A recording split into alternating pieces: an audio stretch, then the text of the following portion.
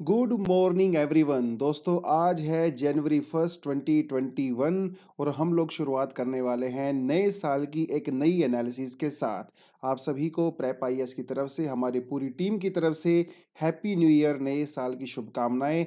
नए साल आपके लिए पिछले साल से बेटर हो, हम यही उम्मीद करते हैं और आप पिछले साल के कंपैरिजन में अगले साल एक नए जोश के साथ आएं और अपने ड्रीम को फुलफिल करें। चलिए इसी के साथ करते हैं आज के न्यूज़पेपर की शुरुआत। आज हम लोग कौन कौन से टॉपिक पढ़ने वाले एक बार थोड़ा सा देख लेते हैं। पहला टॉपिक हम पढ़ेंगे जीएस काउंसिल के बारे में। आप पहले भी इसके बारे में पढ़ चुके हो, तो वैसे तो ये रिपीटेड टॉपिक है, लेकिन जो कुछ एस्पिरेंट हमारे साथ नए जुड़े हैं प्लेटफॉर्म पे, उनके लिए एक नया टॉपिक हो सकता है। साहित्य अकेडमी अवार्ड या पर्सनैलिटी इन न्यूज़, आप इसको कुछ भी कह सकते हो, तो यहाँ से हम लोग पढ़ेंगे। थोड़ा सा आपको बताऊंगा साहित्य अकेडमी अवार्ड के बारे में। चाइनीज आर एंग्री नाउ, वैसे तो चाइनीज हमेशा से ही दुखी रहते हैं और गुस्सा भी रहते हैं। इस बार उनको हम लोगों ने एक और रीजन दे दिया है, तो उसकी वजह से गुस्सा है। वो नया रीजन क्या है, थोड़ा सा आपको उसके बारे में बताऊंगा। बाइडेन पुतिन टॉक्स, फोन पे उन लोगों ने काफी देर तक बातचीत की, उस बातचीत का क्या नतीजा निकला, थोड़ा सा उसके बारे में जानने की कोशिश करेंगे। हालांकि इंडिया के पर्सपेक्टिव से कोई, क्योंकि इंडिया यहाँ पे डायरेक्ट स्टेक होल्डर नहीं है, लेकिन हम लोग क्योंकि यूएसए के भी काफी क्लोज हैं और पुतिन भाई साहब के भी काफी क्लोज हैं, तो इनके बीच में जो रिश्ते होते हैं ना, वो थोड़ा सा हम लोगों को डिस्टर्ब कर सकते हैं। उसके अलावा जो आज की जो है श्रीलंका और इंडिया की जो डील है, उसके बारे में पढ़ेंगे। एक नई डील हम लोगों ने किया है, थोड़ा सा उसके बारे में जानेंगे। और आज का जो एडिटोरियल सेक्शन है उसके बारे में पढ़ेंगे, which is going to be about the vaccination program, जो गवर्नमेंट ने अभी नया नया लॉन्च किया है। ठीक है, चलिए शुरुआत करते हैं। पहला जो है वो है जीएस काउंसिल डेफर्स। देखिए, डेफर का मतलब होता है डिले करना। Tax rate increase on the textile. देखिए, सरकार ने ये मूड बना लिया था कि वो टेक्सटाइल्स के ऊपर, यानी कि कपड़ों के ऊपर, जूतों के ऊपर, कपड़ों के ऊपर टैक्स को बढ़ाने वाले हैं। पहले ये 5% हुआ करता था, तो सरकार ने का मूड किया कि हम इसको 12% करेंगे। क्योंकि सरकार जब इसको 5 से 12% कर देगी, तो सरकार के पास जो है मेरे ख्याल से 6-7 हज़ार करोड़ रुपया आ जाएगा, और सरकार को है पैसे की जरूरत। तो सरकार जो है कहीं ना कहीं से पैसा अरेंज करने की कोशिश कर रही है। देखिए, आपका जो पब्लिक फाइनेंस वाला टॉपिक होता है जीएस पेपर 3 में, है ना, इकोनॉमी वाले सेक्शन में, तो वहां पे ये बताया जाता है कि सरकार जो है कितने कितने तरीके से पैसे की पैसा अरेंज करती है। तो सरकार के पास बेसिकली दो तरीके होते हैं, एक होता है टैक्स के थ्रू और एक होता है नॉन टैक्स इनकम। ठीक है, टैक्स के थ्रू तो जैसे इनडायरेक्ट हो टैक्स हो गया, डायरेक्ट टैक्स हो गया, वो आप सबको पता है, income tax, wealth tax, corporate tax. Non tax के थ्रू जैसे सरकार की कुछ कंपनीज होती हैं, वहां से सरकार पैसा कमाती है। रेलवे होता है, बहुत सारे डिपार्टमेंट्स होते हैं ना, और भी दुनिया भर की चीजें होती हैं जहाँ पे सरकार पैसा कमाती है। तो ये टैक्स के थ्रू भी सरकार जो है यहाँ पे पैसा कमाने की कोशिश कर रही थी, लेकिन हुआ ऐसा कि जितने भी जो है बड़ी बड़ी कंपनियां हैं, जो टेक्सटाइल कंपनीज हैं, उन्होंने सरकार से अपील की। उन्होंने कहा कि भाई साहब अभी थोड़ा डिले कर दीजिए, अगर आपको करना है तो इसको थोड़ा आगे कर दीजिए, क्योंकि देखिए नया साल की शुरुआत होने वाली है, लोग नए जोश के साथ शॉपिंग करते हैं। और वैसे भी यू नो कि एकदम से अचानक से अगर सरकार उनको बोल देगी चलिए कल जो है 5% था, कल से जो है वो 12% हो जाएगा, तो इनको सॉफ्टवेयर वगैरह अपने में चेंज करने की, जो इनकी जो इन्वेंट्री होती है, जो एमआरपीज वगैरह का पूरा सिस्टम होता है, उसको चेंज करने में समय लगता है। तो उन्होंने ऑब्जेक्शन क्रिएट किया था सरकार से कि सर नया साल है, कपड़े महंगे हो जाएंगे, लोग नहीं खरीदेंगे, पहले ही इकॉनमी बहुत ज़्यादा डाउन गई हुई है। तो उसकी वजह से सरकार ने थोड़े दिनों के लिए इसके डिले कर दिया है, लेकिन देखना रहेगा कब तक डिले रहेगा। तो गुजरात, वेस्ट बंगाल, दिल्ली, तमिलनाडु ने, इन्होंने काफ़ी अपोज किया था इसके बारे में। खैर, तो जीएसटी काउंसिल ही डिसाइड करती है कि कौन से यू नो गुड्स के ऊपर, कौन सी सर्विसेज के ऊपर टैक्स बढ़ाया जाएगा। कौन डिसाइड करता है, इसे करता है GST council, goods and services council. GST के बारे में ऑलरेडी आपको बहुत अच्छे से पता है, मुझसे भी ज़्यादा पता होगा। तो 101st अमेंडमेंट एक्ट जो 2016 में पास किया गया था, हम लोग अपना नया टैक्स रिजीम लेके आए थे, पुराने वाले को हम लोगों ने पीछे छोड़ दिया था और जीएसटी को हम लोगों ने यहाँ पे इंक्लूड कर दिया था, राइट। लेकिन जीएसटी के फैसले कौन लेगा? देखिए इंडिया का जो टैक्स रिजीम है ना, इंडिया का जो फाइनेंशियल स्ट्रक्चर है, इंडिया जो है एक फेडरल कंट्री है ना, तो फेडरल कंट्री होने के हिसाब से स्टेट के पास कुछ पावर्स होती हैं और सेंटर के पास भी कुछ पावर्स होती हैं।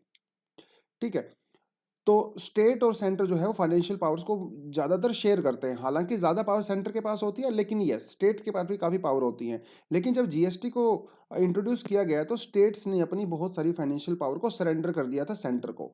अब जब स्टेट ने अपनी पावर को सरेंडर कर दिया है, तो इसका मतलब फ्यूचर में जो भी टैक्स को लेके डिसीजन लिए जाएंगे, उसमें स्टेट्स भी एक पार्टिसिपेट करेगा। तो स्टेट और सेंटर दोनों मिलकर डिसीजन लेते हैं, जिसके लिए हम लोगों ने काउंसिल बनाई, जिसमें स्टेट का भी पार्टिसिपेशन होगा और सेंटर का भी पार्टिसिपेशन होगा। हालांकि इसमें ज़्यादा पार्टिसिपेशन सेंटर का ही होता है, जैसा पहले हुआ करता था, लेकिन स्टेट्स का भी काफ़ी कुछ इसमें जो है डिसीजन मेकिंग पावर होती है। तो उसके लिए हम लोगों ने क्या बनाया, जीएसटी काउंसिल बनाया। काउंसिल बेसिकली एक मीटिंग होती है, लोगों की गैदरिंग होती है, ग्रुपिंग होती है, राइट। तो उसके लिए हम लोगों ने अपने कॉन्स्टिट्यूशन में एक नया आर्टिकल ऐड किया, आर्टिकल 279A। आपने यह ध्यान रखना है, 279A जो जीएसटी काउंसिल की को हम लोगों ने इसमें ऐड किया था। इंडिया के जो यूनियन रेवेन्यू सेक्रेटरी होते हैं वो इसके एक्स ऑफिशियो सेक्रेटरी भी होते हैं।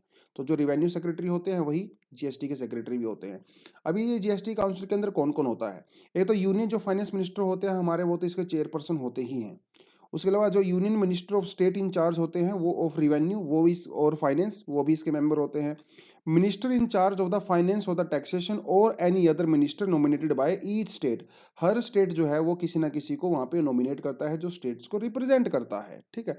तो ये सारे के सारे लोग मिलकर वहाँ पे डिसीजन लेते हैं, भैया किसके ऊपर टैक्स 5% रखना है, किसके ऊपर 12% रखना है, किसके ऊपर 18% रखना है, वो सारी चीज़ें हैं। आपके लिए यहाँ पे एक क्वेश्चन है मेरे पास, आप ये बताइए कि कौन से आइटम्स को, हमारे पास कुछ ऐसे आइटम हैं जिनको जीएसटी रिजीम के अंदर इंक्लूड किया ही नहीं गया गया। देखिए यहाँ पे दो तरीके होते हैं, मुझे पता है स्टूडेंट किस तरह के आंसर देंगे। कुछ आइटम ऐसी होती हैं जो जीएसटी का हिस्सा हैं, जो जीएसटी के अंदर इंक्लूड हैं, लेकिन उनके ऊपर 0% टैक्स है। वो नहीं मैं पूछ रहा हूं आपसे, मैं वो पूछ रहा हूं जो आइटम जीएसटी का पार्ट ही नहीं है, जिनके ऊपर टैक्स लगाने की पूरी पावर स्टेट्स को दी गई है, वो आइटम मैं आपसे पूछ रहा हूं। पिछली बार जब मुझे याद है कुछ महीने पहले मैंने यही क्वेश्चन पूछा था, तो बहुत सारे बच्चों ने उन आइटम्स का नाम लिख दिया था जिनके ऊपर 0% टैक्स है। अरे 0% टैक्स का मतलब ये है कि आज जीरो है, कल उसको बढ़ाया भी जा सकता है, मतलब they are the part of the GST regime. Are you getting this point? दोनों चीजों में फर्क है। तो आपको वो आइटम बताने हैं जो जीएसटी रिजीम का पार्ट है ही नहीं, ठीक है। चलिए कमेंट सेक्शन में बताना तो मजा आएगा बात का। Functions of the goods and service council, ये मैंने स्लाइड आपके लिए एक्स्ट्रा ऐड कर दी है, आप इसको जो है फंक्शंस को पढ़ सकते हो। वैसे तो जीएसटी अपने आप में एक बहुत बड़ा टॉपिक होता है, जब इकोनॉमी की क्लास आपकी होती है तो जीएसटी मेरे ख्याल से पूरा 3 घंटे लेता है आपका करवाने में, प्रॉपर जीएसटी करवाने में, राइट। 2 घंटे तो कम से कम लेता ही है, तो ऐसा तो नहीं हो सकता कि 2 मिनट में 5 मिनट में आपको कवर करवा दूं। तो इसलिए थोड़ा बहुत टॉपिक आप खुद भी पढ़ सकते हो अबाउट जीएसटी, टैक्स काउंसिल कैसी होती है, एक स्टेट आईजीएसटी क्या होता है, स्टेट जीएसटी क्या होता है, राइट, सेंट्रल जीएसटी क्या होता है, ये कैसे काम करते हैं, इंटीग्रेटेड जो जीएसटी होता है उसका टैक्स कहाँ पे होता है, डेस्टिनेशन बेस्ड होता है, और जो है वैल्यू एडिशन के ऊपर लिया जाता है, जैसे हमारे पास वैट हुआ करता था, ठीक है। गुड्स एंड सर्विस टैक्स से क्या क्या बेनिफिट्स हैं, क्या क्या इसके ड्रॉबैक्स हैं, वो सब जो है आपको कवर होना चाहिए आपके इकोनॉमी के पर्सपेक्टिव से। And I very well know कि आप सभी ने नोट्स बनाई रखे होंगे अपने जीएसटी वगैरह के। खैर आगे बात करते हैं, current account slips to the deficit in Q2। देखिए वैसे ये टॉपिक आपके लिए कोई खास है नहीं, लेकिन इस टॉपिक में आज कुछ ना 4-5 अच्छी अच्छी टर्म्स का यूज किया गया, तो मैंने सोचा कि चलिए जब टर्म्स आ ही गई हैं तो आपको बता ही देता हूँ। क्योंकि देखिए इकोनॉमी में तो सारा खेल टर्म्स का होता है, अगर आपको टर्म्स पता है तो कॉन्सेप्ट भी पता होता है। तो थोड़ा सा इकोनॉमी को भी नो एस्पिरेंट्स, जब मैं खुद स्टूडेंट हुआ करता था इकोनॉमी को थोड़ा सा टफ माना करता था, लेकिन थोड़ा मेहनत करने से ये चीज़ आपकी क्लियर हो जाएंगी। तो हमारे पास दोस्तों कॉन्सेप्ट होता है बैलेंस ऑफ पेमेंट, ठीक है। तो आर्टिकल क्या कहता है, आर्टिकल कहता है कि इंडिया का जो बैलेंस ऑफ पेमेंट है वो थोड़ा सा डेफिसिट हो गया है पिछले साल के कंपैरिजन में। अब ये बैलेंस ऑफ पेमेंट क्या होता है, प्राइवेट ट्रांसफर रिसीट क्या होता है, नेट फॉरेन डायरेक्ट इन्वेस्टमेंट क्या होता है, नेट फॉरेन पोर्टफोलियो इन्वेस्टमेंट क्या होता है, नेट एक्सटर्नल कमर्शियल बोरोविंग क्या होता है, ये थोड़ी सी टर्म्स आपको अपने एग्जाम के पर्सपेक्टिव से पता होनी चाहिए। देखिए जब ये टर्म्स आपको पता होंगी ना तभी आप न्यूज़पेपर पढ़ भी पाओगे, और जब न्यूज़पेपर के आर्टिकल्स या एडिटोरियल जो भी आते हैं इकोनॉमी वाले, आप उनका मतलब भी समझ पाओगे। जब तक आपको टर्म्स का मतलब नहीं पता तो कोई मतलब नहीं है। देखिए बैलेंस ऑफ पेमेंट का मतलब क्या होता है, देखिए आपकी महीने में या साल भर में कोई इनकम होती है ना, आपकी फैमिली की आपकी पर्सनल इनकम होती है, और आपके कुछ खर्चे भी होते हैं कि नहीं होते हैं। तो साल के आखिर में आप क्या करते हो, अपनी इनकम और अपने खर्चे दोनों का हिसाब किताब लगाते हो। कई लोग ऐसे होते हैं जिनकी इनकम ज्यादा होती है, खर्चे कम होते हैं, तो वो उनका तो हो जाता है सरप्लस। और कई मेरे जैसे आपके जैसे लोग होते हैं, इनकम बहुत कम होती है, खर्चे बहुत ज्यादा होते हैं, आमदनी अठन्नी खर्चा रुपया, तो वो भैया चले जाते हैं डेफिसिट के अंदर। तो इसे कहते हैं बैलेंस ऑफ पेमेंट। मतलब साल भर में, साल के एक साल के बाद आपकी जितनी इनकम हुई टोटल और आपके जितने खर्चे हुए, उनके हिसाब किताब को ही बोला जाता है बैलेंस ऑफ पेमेंट।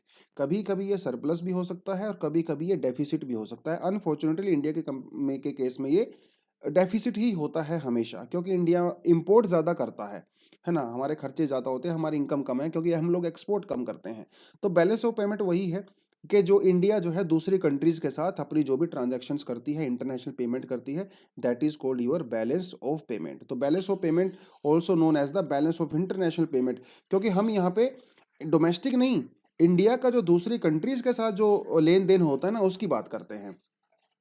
चलिए, कहता है if is all the statement all transaction made between the entities in the one country and the rest of the world over a definite period of time. ठीक है, अब it summarises all transactions that the country individuals, आपके जैसे मेरे जैसे लोग, companies, government bodies, individuals, companies and all that, वो जितना भी ट्रांजैक्शन करते हैं, मतलब इंडिया से बाहर जो भी हमारा ट्रांजैक्शन होता है या दूसरी कंट्री का इंपोर्ट एक्सपोर्ट और सब समझ लीजिए, वो हम लोग बैलेंस ऑफ पेमेंट के अंदर कवर करते हैं। लेकिन बैलेंस ऑफ पेमेंट एक बहुत बड़ी टर्म होती है, ठीक है, क्योंकि हम तो बहुत सारी चीज़ें इंपोर्ट एक्सपोर्ट करते हैं, हम लोग गुड्स भी करते हैं, हम लोग सर्विसेज भी करते हैं, बहुत सारी चीज़ें करते हैं। तो बैलेंस ऑफ पेमेंट के अंदर जो है दो आइटम होते हैं बेसिकली, एक होता है करंट अकाउंट और एक होता है कैपिटल अकाउंट। जैसे कि आपको पहले से ही पता है कि करंट अकाउंट का जो नेचर होता है दोस्तों, वो होता है शॉर्ट टर्म, ठीक है, और जो कैपिटल का मतलब होता है लॉन्ग टर्म। तो ये लॉन्ग टर्म वाली कैपिटल होती है। अब करंट अकाउंट के अंदर क्या क्या आता है, जो कि डेली बेसिस पे होते हैं, वीकली मंथली बेसिस पे होते हैं, उनको उनको काउंट करते हैं। जैसे ट्रेड्स इन गुड्स, तो हाँ, आप लोग एक्सपोर्ट इंपोर्ट करते हैं सामान को, है ना, वो आपका करंट अकाउंट के अंदर आता है, क्योंकि एक्सपोर्ट इंपोर्ट आप डेली बेसिस पे करते हो, वीकली बेसिस पे करते हो। Factor trade in the services, जो आप सर्विसेज वगैरह कर देते हैं ना, वो भी सारा यहीं पे आता है। Net factor trade in services, जो शिपिंग, बैंकिंग, सॉफ्टवेयर वगैरह, वो सब इसके अंदर आता है। प्राइवेट ट्रांसफर पेमेंट, देखिए ये क्या होता है, थोड़ा सा आपको समझने की जरूरत है। प्राइवेट ट्रांसफर पेमेंट क्या होता है? अब जैसे मान लो जैसे मेरा कज़न है, वो कनाडा में रहता है, ठीक है, और तो वो अपनी फैमिली को हर महीने हर दूसरे दिन जब भी उसका मन करता है, तो यहाँ पे पेमेंट ट्रांसफ़र करता है उनके अकाउंट में, है ना। अब यहाँ पे कोई गुड्स ट्रांसफ़र नहीं हो रहे हैं, ना ही यहाँ पे कोई सर्विसेज दी जा रही हैं। तो बिना गुड्स और बिना सर्विसेज के ट्रांसफ़र के जब पैसा ट्रांसफ़र किया जाता है, उसे कहते हैं प्राइवेट ट्रांसफ़र। जैसे एक एग्जांपल आपको और दे देता हूँ। जैसे जैसे मान लो कोई स्कॉलरशिप होती है ना, स्टूडेंट को स्कॉलरशिप दी जाती है जो सरकार की तरफ से, या फिर बेरोजगारी भत्ता दिया जाता है, या फिर ओल्ड एज पॉपुलेशन को पेंशन दी जाती है, तो वो सब आपका ट्रांसफ़र पेमेंट के अंदर आता है। इंडिया में बहुत सारा ट्रांसफ़र पेमेंट होता है जिसे हम लोग रेमिटेंस कहते हैं। रेमिटेंस का मतलब ये है कि इंडिया के बहुत सारे लोग मिडल ईस्ट में रहते हैं, है ना, यूके, ऑस्ट्रेलिया, न्यूजीलैंड, यूएसए, वहाँ से पैसा भेजते हैं अपनी फैमिली को, उसे भी जो है प्राइवेट ट्रांसफर पेमेंट कहा जाता है, ठीक है। तो ये होता है आपका पूरा करंट अकाउंट। कैपिटल अकाउंट में तो दूसरी चीज़ें हो गई, जैसे आपका फॉरेन डायरेक्ट इन्वेस्टमेंट हो गया, पोर्टफोलियो इन्वेस्टमेंट हो गया, आईएमएफ के पास हमारा जो कोटा होता है वो भी आप इसके अंदर कह सकते हो, जो कमर्शियल बोरोविंग्स होती हैं वो भी ये कह सकते हो, ठीक है। तो ये कुछ टर्म्स हैं जो आज के आर्टिकल में यूज़ की गई हैं। जैसे प्राइवेट ट्रांसफर पेमेंट मैंने आपको वैसे बता ही दिया है, जब कोई भी गुड्स और सर्विसेज एक्सचेंज नहीं होते हैं। नेट फॉरेन डायरेक्ट इन्वेस्टमेंट क्या होता है? फॉरेन डायरेक्ट इन्वेस्टमेंट आपको पता ही है, जब कोई फॉरेन कंपनी या फॉरेन इंडिविजुअल, फॉरेन बिजनेस जब इंडिया के किसी बिजनेस में इन्वेस्ट करते हैं, लेकिन लॉन्ग टर्म के लिए, ठीक है, लॉन्ग टर्म के लिए जब इन्वेस्टमेंट होती है, that is called foreign direct investment. और जब आप किसी कंपनी के स्टॉक्स खरीदते हो, जैसे मान लो कोई अमेरिका में बैठा हुआ कोई आदमी है, मान लो टॉम क्रूज है, अगर वो कल को जियो के अगर स्टॉक्स खरीदता है, उसकी शेयर मार्केट में पैसा लगाता है, तो उसे अब जो है पोर्टफोलियो इन्वेस्टमेंट बोलते हैं, ठीक है। तो जैसे हम लोग FII भी बोलते हैं, फॉरेन इंस्टीट्यूशनल इन्वेस्टमेंट। तो वो थोड़ा सा चीज़ आपको समझना पड़ेगा। उसके बाद अलावा होती है नेक्स्ट एक्सटर्नल कमर्शियल बोरोइंग। देख, एक्सटर्नल कमर्शियल बोरोइंग का मतलब क्या होता है? पैसा उधार लेना। तो हमारे जो बहुत सारे जैसे टाटा, बिरला, अंबानी, गवर्नमेंट भी लेती है, तो ये जो फॉरेन बैंकों वगैरह से या फॉरेन इंस्टीट्यूशन से जब पैसा उधार लेती हैं, तो उसे एक्सटर्नल कमर्शियल बोरोइंग कहा जाता है, ठीक है। अब ये तो सिर्फ डेफिनेशन होगी, तो मैं आपको सिर्फ डेफिनेशन ही कराऊंगा। हालांकि ये बहुत अपने आप में ही काफ़ी बड़े टॉपिक हो जाते हैं, वो आप हम लोग कभी और डिस्कस कर लेंगे। लेकिन सिर्फ ये टर्म्स आपको पता होने चाहिए। बैलेंस ऑफ पेमेंट क्या होता है, ठीक है। प्राइवेट बैलेंस ऑफ पेमेंट का मतलब होता है कि इंडिया का जो दूसरी कंट्री के साथ हिसाब किताब होता है, उसे बैलेंस ऑफ पेमेंट कहते हैं। प्राइवेट ट्रांसफर का मतलब होता है जब कोई गुड्स और सर्विसेज आपस में एक्सचेंज नहीं होती, सिर्फ पैसा एक्सचेंज होता है। जैसे मेरा कज़न वहाँ से पैसा भेजता है ना, सरकार आपको स्कॉलरशिप देती है, वो सब चीज़ें हो गई। और डायरेक्ट इन्वेस्टमेंट आपको पता ही है, जब कोई फॉरेन कंपनी इंडियन कंपनी में लॉन्ग टर्म के लिए इन्वेस्टमेंट करती है, that is called foreign direct investment. हालांकि आजकल इसकी डेफिनेशन चेंज कर दी है। सरकार कहती है कि अगर कोई 10% से ज़्यादा किसी कंपनी के शेयर्स खरीदता है, तो वो होता है FDI। लेकिन अगर वो 10% से कम अगर शेयर खरीदता है तो वो होता है एफआईआई। एक सिंपल सी डेफिनेशन है, पहले इंडिया इसको फॉलो नहीं करता था लेकिन आजकल इंडिया इसको फॉलो करता है, but still you need to understand that जो फॉरेन डायरेक्ट इन्वेस्टमेंट होती है इसमें there is a investment which is for the long term. External commercial borrowing भी आपको मैंने बता दिया, जब आप पैसा उधार लेते हो किसी से, देखिए विदेशों से पैसा लेना सस्ता, उधार लेना थोड़ा सस्ता रहता है क्योंकि उनकी इंटरेस्ट रेट काफ़ी कम होती हैं, वो लॉन्ग टर्म के लिए देते हैं, बड़े बेनिफिट होते हैं इस चीज़ के। और जब आप विदेशों से पैसा लोगे तो डॉलर में लोगे, है ना? तो भैया जो इंडिया का जो फॉरेक्स एक्सचेंज रिजर्व है वो भी इंक्रीज होता है। खैर आगे बढ़ते हैं। अगला जो टॉपिक आता है वो आता है कोर सेक्टर से, आउटपुट रोज 3.1%। तो इंडिया का जो कोर सेक्टर है उसका जो है आउटपुट इंक्रीज हुआ। इससे क्या क्या पता चलता है? इससे ये पता लगता है कि इंडिया की इकोनॉमी धीरे धीरे रिकवर कर रही है। जैसे ये डेटा जो अभी लेटेस्ट आया है उसके तहत क्या है कि इंडिया का जो कोल प्रोडक्शन है वो 8.2 इंक्रीज हुआ है, नेचुरल गैस 23.7 इंक्रीज हुआ है, रिफाइनरी 4.3, फर्टिलाइजर। अब क्या आपको ये डेटा याद करना है? बिल्कुल भी नहीं करना, भूल जाना इसको कि मैंने करवाया था। लेकिन मैं आपको ये बताना चाहता हूँ कि इंडिया में एक कोर, देखिए हर चीज की एक कोर होती है ना, वो कोर उसकी बैकबोन होती है, फाउंडेशन होती है। तो इंडिया का जो मैन्युफैक्चरिंग सेक्टर है बेसिकली, तो ये जो कुछ ऐसे सेक्टर हम लोगों ने सिलेक्ट कर रखे हैं जो कि उसकी बैकबोन है। इन सेक्टर्स को अगर आप इनकी इन सेक्टर की ग्रोथ के ऊपर डिपेंड करता है कि हमारा पूरा इकोनॉमी ग्रो कर रहा है कि नहीं कर रहा है। हमारे पास ऐसे 8 कोर इंडस्ट्रीज हैं, 8 याद रखना, 8 हैं जो कि डिसाइड करते हैं। अब ये जो 8 कोर इंडस्ट्री है ना, इंडिया की टोटल 40% प्रोडक्शन को इंडिकेट करती हैं। तो इनको अगर हमें पता चल जाए तो हम लोग इंडिया की पूरी इकोनॉमी की हालत बता सकते हैं। अब ये 8 कोर इंडस्ट्री कौन कौन सी है आपके पास? देखिए क्या कहता है, coal, crude oil, natural gas, refinery products, fertiliser, steel, cement and electricity. ये 8 हमारे पास कोर सेक्टर्स होते हैं जो कि इंडिया की टोटल 40% प्रोडक्शन को इंडिकेट करते हैं। ठीक है, तो अब इनकी जो स्टडी की जाती है, इनकी जो इंडेक्सिंग की जाती है, वो कौन करता है? वो की जाती है किसके तहत? वो की जाती है आपका आईसीआई के तहत, मतलब मतलब index of the core industry भी आप इसको कह सकते हो। ठीक है, लेकिन एक हमारे पास और इंडेक्स होता है जिसे कहते हैं index of industrial production.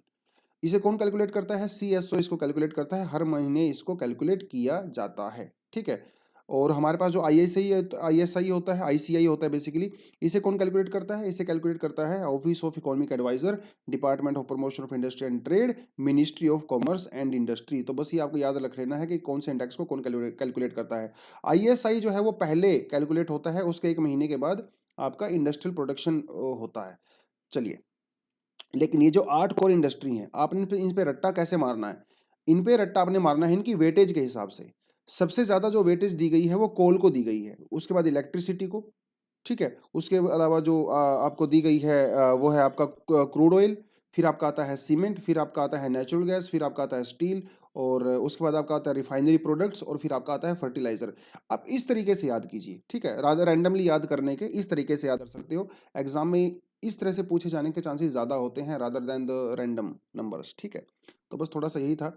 IIP के बारे में मैं रिकमेंड करूंगा कि आप थोड़ा सा इसको जाके पढ़ लें, इंडेक्स ऑफ इंडस्ट्रियल प्रोडक्शन। ठीक है, कौन कैलकुलेट करता है, कैसे कैलकुलेशन होती है, वो थोड़ा सा आप देख लोगे तो थोड़ा सा और आपकी नॉलेज बढ़ जाएगी यहाँ पे। खैर आगे बढ़ते हैं। अगला जो टॉपिक आता है वो आप कह सकते हो कि पर्सनालिटी इन न्यूज़ जो है, कई बार एग्जाम में पूछ लेता है। और साहित्य जो हमारे अकेडमी अवार्ड होता है ये काफ़ी इंपॉर्टेंट होता है। ठीक है, देखिए ये जो स्क्रीनशॉट है ना, मैंने साहित्य अकादमी की जो हमारी मिनिस्ट्री ऑफ कल्चर है ना, उसी से मैंने स्क्रीनशॉट आपको दे दिया है। देखिए इसके अकॉर्डिंग क्या कहता है, साहित्य अकादमी जो है India's national academy of letters. ठीक है, ये इसका नाम, ये भी नाम है, India's national academy of letters. It was established in 1954 by the government of India as India's premier literary institution. The academy preserves and promote literature content in, देखिए ये इंपॉर्टेंट है, 24 इंडियन लैंग्वेजेस। आप मुझे ये बताओ कि 8th शेड्यूल के अंदर टोटल कितनी लैंग्वेज हैं? ठीक है, वहां पे जितनी लैंग्वेज हैं, एक बात तो पक्की है कि वहां पे इंग्लिश इंक्लूड नहीं है। ठीक है, इंग्लिश नहीं है, तो यहां पे जो है इंग्लिश भी इंक्लूड है। तो यहां पे है 24 इंडियन लैंग्वेजेस।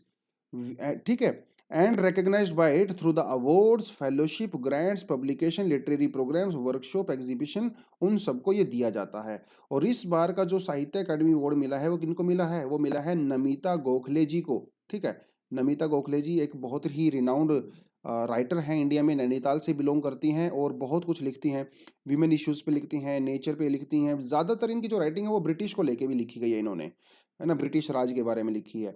इस बार जो इनको बुक के लिए मिला है साहित्य अकादमी का अवार्ड, वो इनका इंग्लिश नॉवल है। ये ध्यान रखना आपने, इंग्लिश नॉवल। तो इसका मतलब साहित्य अकादमी अवार्ड जो है इंग्लिश लैंग्वेज में भी दिया जाता है, लेकिन 8 शेड्यूल के अंदर जो है इंग्लिश लैंग्वेज इंक्लूड नहीं है। थिंग्स टू लीव बिहाइंड, ये उनके नॉवल का नाम है, ठीक है? Things to leave behind. इस अवार्ड के अंदर क्या होता है, एक प्लाक आपको दिया जाता है, जैसे कि आप यहाँ पे देख सकते हो, ये एक प्लाक है, ठीक है? और एक कैश प्राइज दिया जाता है, कितना? 1 2 3 4 5 6, ठीक है? 1 लाख रुपए है शायद ये, हाँ 1 लाख रुपए का जो है आपको अवार्ड दिया जाता है। हालांकि मुझे थोड़ा कम लगता है, 1 लाख रुपए तो कुछ भी नहीं होता आज के समय में, खैर जो भी है। तो ये आप इनका नाम याद रखना है, नमिता गोखले जी, ठीक है? कभी एस्टेब्लिश हुआ था, 1954 में एस्टेब्लिश हुआ था। 24 लैंग्वेज इसके अंदर होती हैं, ठीक है? लिटरेरी अवार्ड ये दिया जाता है, एक प्लाक होता है, 1 लाख रुपए होते हैं। न्यूज़ में है, क्योंकि साहित्य अकादमी अवार्ड जो सरकार के द्वारा दिया जाता है, तो एग्जाम्स में बहुत इंपॉर्टेंट होते हैं। छोटे मोटे दुनिया भर के एक दिन एक बच्चे का कमेंट आया कि सर क्या मुझे वो भी याद करना है कि ये जो बॉलीवुड में कुछ अवार्ड होते हैं ना फालतू के, सर को वो याद करना पड़ेगा एग्जाम के लिए बॉलीवुड के? मैंने कहा बॉलीवुड के तुम अवार्ड याद करने लगोगे तो कुछ और याद करने के लिए बचेगा ही नहीं, क्योंकि रोज तो अवार्ड होते हैं कुछ भी फालतू के।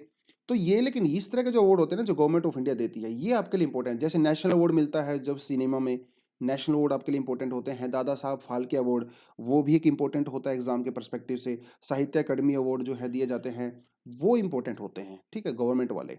आईफा वाईफा वाले मत याद कर लेना, है ना? कुछ लोग आईफा वाले भी याद करने लगते हैं, बेस्ट एक्टर किसको मिला है, क्या मिला है, क्या मिला है, नहीं मिला है, तो हालत खराब है भैया, ठीक है?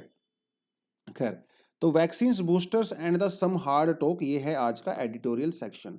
कुछ खास नहीं है इसमें। देखिए वैसे तो करण थापर जो हैं बड़े ही रिनाउंड एक जर्नलिस्ट हैं, लेकिन इनका जो स्टैंड है, जो आप एक पॉलिटिकल स्टैंड कह सकते हो या जर्नलिस्टिक स्टैंड कह सकते हो, वो हमेशा एंटी गवर्नमेंट ही होता है। और स्पेशली जो ऐसे इस समय राइट विंग की जो सरकार है उसके बिल्कुल एंटी हैं ये। थोड़ा पॉलिटिकल है ये, लेकिन थैंक गॉड ये ज़्यादा इसमें लेंथ है नहीं। दूसरा कोई आर्टिकल एडिटोरियल जो आज था वो भी बिल्कुल बेकार था, तो मैंने सोचा चलो इसको ही करवा देता हूँ। देखिए इशू क्या है, जो इन्होंने इशू उठाया है वो ये बिल्कुल जायज़ इशू उठाया है। पहले तो इशू है सर्टिफिकेट का। यू नो वेरी वेल कि सरकार ने ये डिसाइड कर लिया है कि जो लोग हम लोग अभी बूस्टर डोज देने वाले हैं, हालांकि सरकार ने बूस्टर वर्ड का यूज़ नहीं किया, सरकार ने प्रिकॉशनरी वर्ड का यूज़ किया है। लेकिन सरकार ने कहा है कि भैया हम लोग उन 60 प्लस जितने भी लोग हैं उनको ही ये डोज लगाएंगे जिनको डॉक्टर से सर्टिफिकेट मिला होगा। मतलब पहले ये लोग डॉक्टर के पास जाएंगे, डॉक्टर को कंसल्ट करेंगे, डॉक्टर इनको सर्टिफिकेट देगा कि हाँ भैया आप लगवा सकते हो, फिर हम आपको वैक्सीन लगाएंगे। अब ये कितनी फालतू चीज़ है। पहली बात तो आप सोच लीजिए इंडिया में इतने डॉक्टर ही नहीं है। दूसरी बात, ये तो मेहनत हो गया ना। पहले वो डॉक्टर के पास जाएंगे, अपॉइंटमेंट लेंगे, वहाँ पे पैसा खर्च करेंगे, सर्टिफिकेट लेके आएंगे, फिर आप उनको वैक्सीन लगाओगे।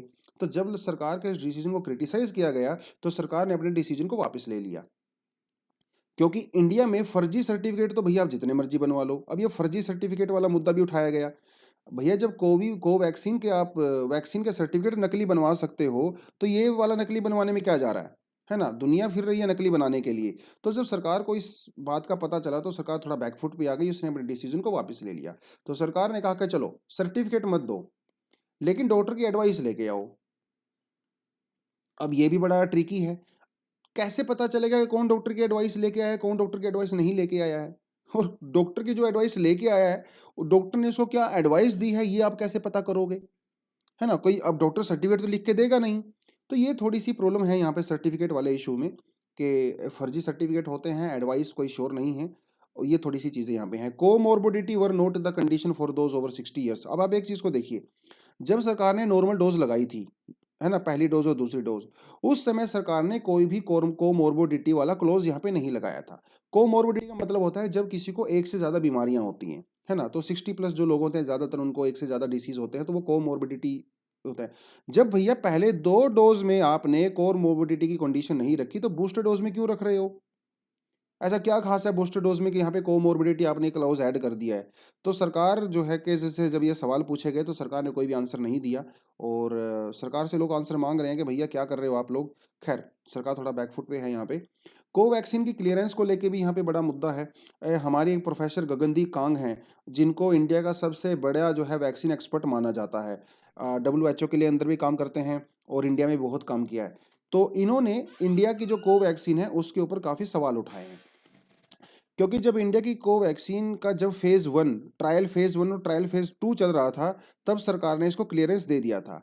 लेकिन दुनिया में एक प्रैक्टिस होती है, डब्ल्यूएचओ के अंदर भी है, वर्ल्ड ओवर है, कि जब किसी भी कंपनी की वैक्सीन या कोई दवाई लॉन्च होती है, जब वो फेज़ 3 कंप्लीट करती है, उसके बाद उसकी प्रॉपर तरीके से स्टडी की जाती है, तब जाके उसको अप्रूवल मिलता है। लेकिन इंडिया की कोवैक्सीन को फेज़ 2 और फेज़ 1 और 2 के रिजल्ट के बेसिस पे ही जो है इसको क्लियरेंस दे दिया गया है, जो कि अपने आप में काफ़ी डाउटफुल है।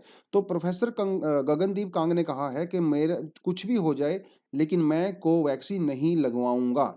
ठीक है, ऐसा उन्होंने कहा, क्योंकि इसकी एफिकेसी के ऊपर काफ़ी डाउट है। तो क्योंकि जब आप फेज 3 क्लियर करोगे तभी तो आपको उसकी एफिकेसी पता चलेगी। तो बिना एफिकेसी के भैया आप कैसे क्लियरेंस दे सकते हो? तो इनका कहना है कि जल्दी जल्दी में सरकार ने कोवैक्सीन को क्लियरेंस दिया है, जो कि नहीं देना चाहिए, और ये इंटरनेशनल स्टैंडर्ड के अगेंस्ट में भी है, वो कहा गया। तो मीडिया में एक सवाल उठाया गया कि आप लोग इसको इसलिए क्रिटिसाइज कर रहे हो क्योंकि इंडियन कंपनी है। इवन हमारे जो चीफ जस्टिस हैं, उन्होंने भी कहा कि all Telugu people must come forward to tell the world about the greatness of our Telugu company that made this vaccine. अब तो सोचने की बात है भैया, आप चीफ जस्टिस ऑफ इंडिया हो, आप चीफ जस्टिस ऑफ तेलुगु नहीं हो। तो आप किसी तेलुगु किसी कंपनी का खुल के इस तरह से अगर सपोर्ट कर रहे हो, तो डेफिनेटली ये भी एक अच्छी बात नहीं है। चीफ जस्टिस ऑफ इंडिया को ऐसी बात नहीं बोलनी चाहिए। आप भैया चीफ जस्टिस ऑफ इंडिया हो, है ना, कोई तमिल तमिल मतलब कोई तेलुगु कंपनी के हेड थोड़ी ना हो। तो इस तरह की चीज़ें जो है इस आर्टिकल के अंदर कही गई हैं। खैर कुछ खास इंपॉर्टेंट नहीं है, एक दो पॉइंट आपको यहाँ पे इंपॉर्टेंट लगता है डिस्कशन वगैरह के लिए, तो आप उसको ले सकते हो, अदरवाइज तो कुछ खास है नहीं। Chinese embassy writes to group of the member of parliaments. वैसे आपको एक बात बता दूं कि चाइनीज एम्बेसी या किसी भी कंट्री की कोई भी एम्बेसी होती है, उसको कोई भी कम्युनिकेशन अगर करना होता है तो वहाँ की जो एक्सटर्नल अफेयर मिनिस्ट्री होती है ना, उसके उसके थ्रू करते हैं।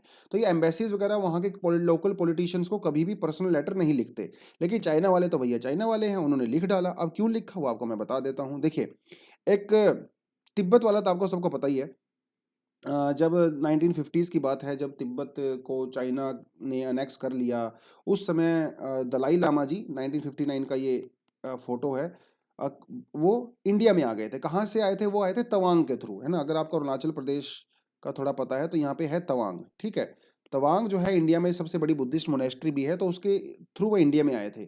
और फिर 1962 में हमारे बीच में वॉर भी हुआ, वो सारी सारी चीज़ें। तो दलाई वाला लामा वाला मुद्दा आज भी काफ़ी बना हुआ है। तो दलाई लामा अपने बहुत सारे मिनिस्टर के साथ वहाँ से आए थे, तो उन्होंने इंडिया में एक सरकार बनाई थी, जिसे जो है गवर्नमेंट इन एग्जाइल कहा जाता है। मतलब ये कोई, इसका कोई ऐसा पावर नहीं होती है डेफिनेटली, तो सिर्फ ये एक सिंबॉलिकल होती है गवर्नमेंट। तो जब इसका अभी कोई फंक्शन था जिसमें इंडिया के कुछ मेंबर ऑफ पार्लियामेंट ने पार्टिसिपेट किया, ये हर साल ही करते हैं और हर साल ये होता है, कभी 2 साल में भी हो जाता है। तो उसके अंदर जब इन्होंने पार्टिसिपेट किया तो चाइना वालों ने जो है वो गुस्सा आ गया। उन्होंने कहा कि नहीं नहीं, आप ऐसा नहीं कर सकते, ये तिब्बत जो है हमारा इंटीग्रल पार्ट है। आप जो है तिब्बत की जो गवर्नमेंट इन एग्जाइल है उसके फंक्शन ऑर्गेनाइज नहीं करवा सकते। अगर आपने ऑर्गेनाइज करवा भी दिया है तो आप पार्टिसिपेट नहीं कर सकते। वो तो दुनिया भर की बकवास बातें यहाँ पे चल रही हैं। खैर, तो हमारे मेंबर ऑफ पार्लियामेंट ने कहा है कि हम तो जाएंगे, जो मर्जी तुम कर सकते हो कर लो, जो तुम्हारे बस की बात है। ठीक है, तो ऐसा उन्होंने बोला है। लेकिन अगर आपको ये पूरा मुद्दा पढ़ना है तो आप जो है इस लिंक के ऊपर यहाँ पे क्लिक कर सकते हो, जो आपको पीडीएफ मिलेगा। एक वेबसाइट आपको खुलेगा, एक वेबसाइट खुलेगा, तो वहाँ पे पूरे का पूरा जो 1950s का जो हाल है वो बताया जाएगा आपको, तिब्बत के अंदर क्या क्या चीज़ें हो रही थी। ठीक है, तो बस ये छोटी सी न्यूज़ थी, बाकी तो कुछ खास नहीं है यहाँ पे। एक और छोटी सी न्यूज़ है जो कहती है Biden Putin trade warning over Ukraine. ठीक है, देखिए यूक्रेन आपको दिखा देता हूँ।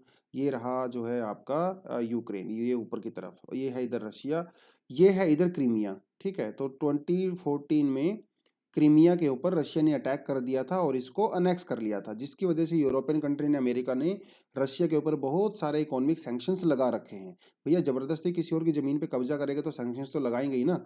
तो वो चीज़ है। तो ये है आपका यहाँ पे ब्लैक सी। अब ब्लैक सी को कौन कौन सी कंट्री जो है सराउंड करते हैं, ये आपको पता होना चाहिए। रशिया यहाँ पे है, टर्की यहाँ पे है, जॉर्जिया यहाँ पे है, बुल्गारिया यहाँ पे है, इसको मैं इरेज कर देता हूँ, रोमानिया है भैया यहाँ पे, और यूक्रेन है। तो 1 2 3 4 5 और 6, ये 6 कंट्री ब्लैक सी को बॉर्डर करती हैं। एग्जाम में कई बार पूछा जा चुका है और आगे भी पूछेगा। लेकिन मैं आपको जो है यहाँ पे एक छोटा सा ट्रिक बता देता हूँ। जैसे टी हो गया, B for Bulgaria, R for Romania, U for Ukraine, R for Russia and G for Georgia. यहाँ पे एक छोटा सा ट्रिक आपके लिए, वो क्या है, वो ये है, टी BURGR, ठीक है। टी बर्गर है ना, चाय के साथ बर्गर तो आपने खाते ही होंगे, तो टी बर्गर आप ये कह सकते हो। तो टी तो आपका टर्की हो गया, ठीक है, टी टर्की हो गया। उसके अलावा और क्या है, आर जो है आपका यहाँ पे रशिया हो गया, ठीक है। यहाँ पे आर जो है आपका रोमानिया हो गया। ये जी जो है आपका जॉर्जिया हो गया। यू जो है आपका यूक्रेन हो गया। और बी जो है आपका यहाँ पे बुल्गारिया हो गया, ठीक है। तो 1 2 3 4 5 और ये 6, ये 6 कंट्री आपकी हो जाती हैं टी बर्गर, ठीक है, टी बर्गर। तो ये आपने थोड़ा याद रख लेना है इसको। एक ट्रिक है, मैंने तो इसको ऐसे ही याद किया था और अभी तक मेरे याद है। और जब मेरे याद हो सकता है तो आपके भी याद हो सकता है। तो भैया ये टर्की को, रशिया को, यूक्रेन को लेके ही थोड़ा सा यहाँ पे इशू चल रहा है काफ़ी टाइम से। क्योंकि यूक्रेन ने इंटरेस्ट दिखाया है कि वो नाटो का मेंबर बनना चाहता है, ठीक है। कमेंट सेक्शन में बताओ कि नाटो की स्थापना कब हुई थी। और ये भी बताओ कि नाटो के रिएक्शन में एक और ग्रुप बना हुआ था, ठीक है, जो कि रशिया उसका लीडर था। उस ग्रुप का नाम क्या था। वो ग्रुप तो बाद में डिसमेंटल हो गया, लेकिन नाटो आज भी है। नाटो की स्थापना क्या कब हुई थी, आप मुझे कमेंट सेक्शन में बताओगे। तो मुद्दा बस यही है कि यूक्रेन जो है वो नाटो को ज्वाइन करना चाहता है, उसको इनविटेशन भी मिल गया है। लेकिन रशिया चाहता है कि वो नाटो को का मेंबर ना बने। क्योंकि अगर यूक्रेन नाटो का मेंबर बनता है तो इसका सीधा सीधा सा मतलब है कि यहाँ पे रशिया के बॉर्डर पे अमेरिकन मिसाइल्स आ जाएंगी। और रशिया कभी भी नहीं चाहेगा कि उसके बॉर्डर के ऊपर रशियन मिसाइल्स आएं। तो ये पूरे का पूरा मुद्दा चल रहा है। रशिया ने कई लाख अपने सोल्जर्स जो है, आर्मी, वो यहाँ पे बॉर्डर पे तैनात कर रखी है। और रशिया कभी भी यूक्रेन के ऊपर अटैक कर सकता है।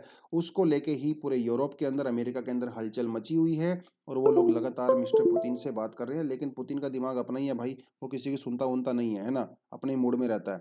दुनिया भाड़ में जाए, उसको अपना काम करने से मतलब होता है। खैर, आगे बढ़ते हैं। थोड़ा सा श्रीलंका वाला इशू है, पहले मैंने सोचा नहीं था आपको ये करवा दूंगा, लेकिन हल्का सा फिर भी आपको बता देता हूँ। देखिए, ये है आपका श्रीलंका। श्रीलंका जो है एक मल्टी एथनिक और मल्टी रिलीजियस कंट्री है। जो ये आपको थोड़ा सा ग्रीन कलर का नज़र आ रहा है ना, यहाँ पे जो है हिंदुइज्म और इस्लाम जो है वो डोमिनेट करता है।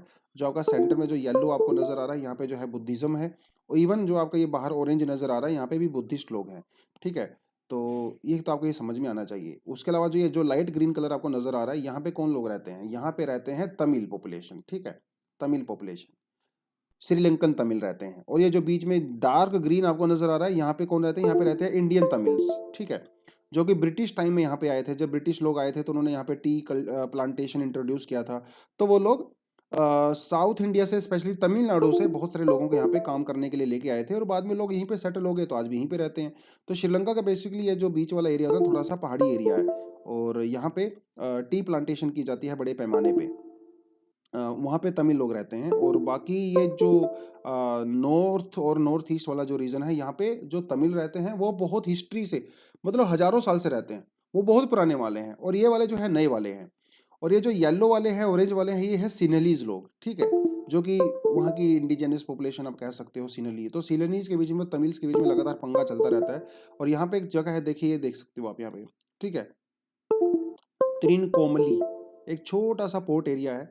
त्रिनकोमली के अंदर जब ब्रिटिश यहाँ पे हुआ करते थे, तो उन्होंने क्या बनाया था, यहाँ पे ऑयल स्टोरेज के लिए टैंक्स वगैरह बनाए थे, खूब सारे, 100 के लगभग बनाए थे। जहाँ पे वो लोग ऑयल को स्टोर करते थे और फिर उस ऑयल का बाद में यूज़ करते थे।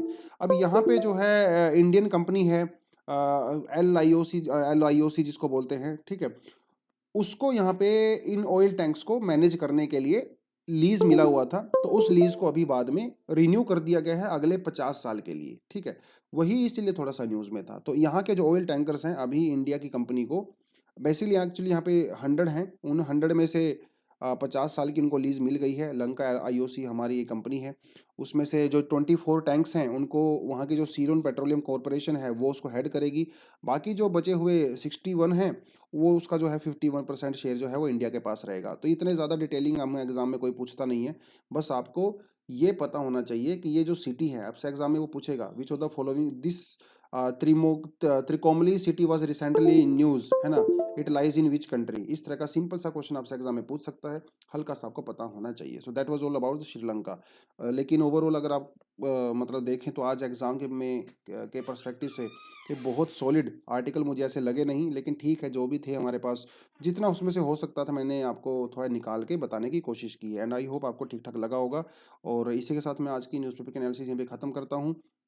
लेकिन जाने से पहले फिर से आपको हैप्पी न्यू ईयर विश करके जाना चाहूँगा।